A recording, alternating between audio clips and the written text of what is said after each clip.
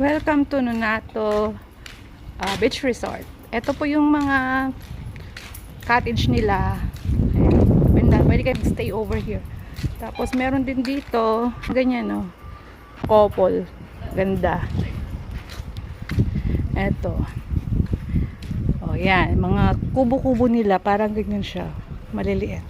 Good for husband and wife or girlfriend, boyfriend. Yan. Pwede kayo mag-stay dito hanggang gusto nyo. Kasi maganda yung place. This is our second time na pumunta dito.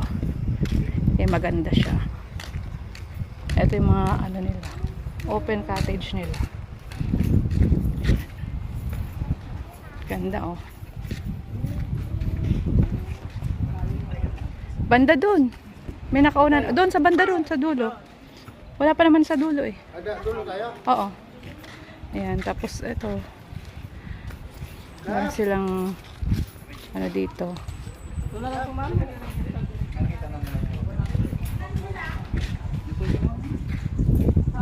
ba po kung may parating pa silang kasamang nakamotor?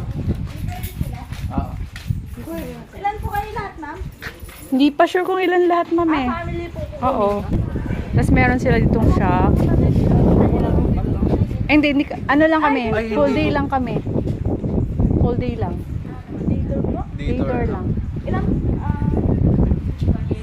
Kasi di ba nakadepende po sa rami ng tao kung ilan po yung Oo nga eh. cottage namin.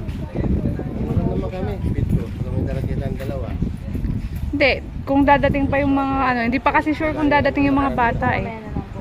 Yan, meron sila ditong shop. Pwede kayong bumili ng mga souvenir. Yan. Ito, maganda to. May entrance po 25 pesos. Oo nga. Tapos po yung cottage natin. Hindi ko po sure kung magkano kasi. Actually, second time namin pumunta dito. Ah! Kaya, pumunta na kami dito last... Kailan Ngayon kasi po tayo? siguro yung nakaraan. Oo nga. Nung ano pa? Last year. Kailan kasi po yun? pangalan? March? Last year.